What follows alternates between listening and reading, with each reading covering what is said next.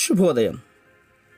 Global బెతేనియా Calvary ministry తరపున ఈ ఉదయకాల సమయంలో మరొకసారి మీ అందరితో కూడా కలుసుకొని దేవుని యొక్క ఉన్నతమైన నామములో పరిశుద్ధమైన లేఖంలోని మరొక మాటను చదువుకొని ఈ దినాన్ని ప్రారంభించుకుందాం.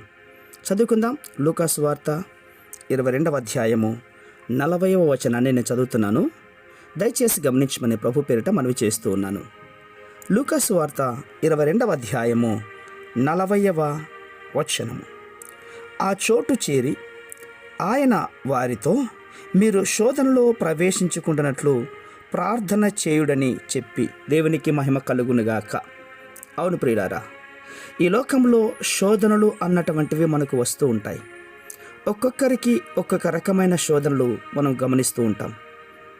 క్రీస్తు రక్తంలో కడగబడిన నీవు ఎన్నోసార్లు శోధనకరమైనటువంటి మార్గంలో వెళ్తున్నప్పుడు, నీలో ప్రార్థన లోపించినప్పుడు మాత్రమే నువ్వు శోధనలోనికి ప్రవేశించడానికి అవకాశం అత్యధికంగా ఉంటుందని గుర్తుపెట్టుకోవాలి.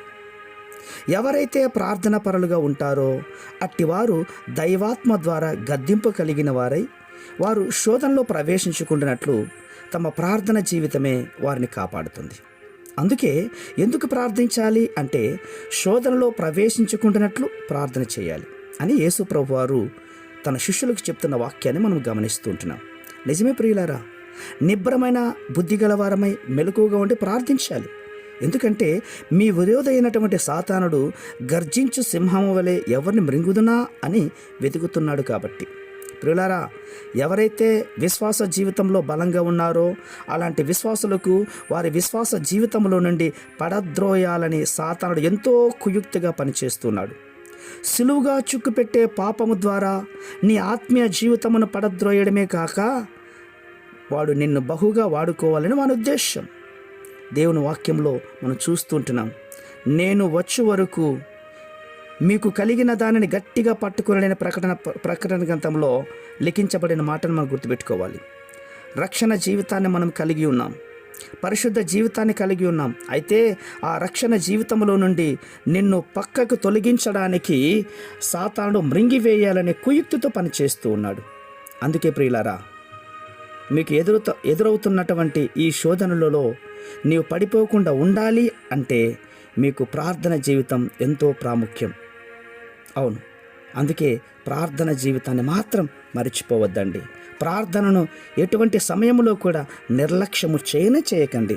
పని ఒత్తిడి వల్లనో, ఆరోగ్య పరిస్థితులు బాగలేకనో, పరిస్థితుల ప్రభావము ఎక్కువ అవ్వడంలో కానీ ఏ ఉద్దేశంలో కూడా ఎటువంటి సందర్భాలలో కూడా ప్రార్థనకు మాత్రం నిర్లక్ష్యం చేయొద్దు. తగిన సమయంలో ప్రార్థిస్తూ దేవాది దేవుణ్ణి వెంబడిస్తూ ఉందాం. దేవుడిచ్చిన ఆలోచనలో ముందుకెళ్దాం. అట్టి కృప మనందరికీ కూడా తోడై నడిపించి ఆశ్రయించునుగాక.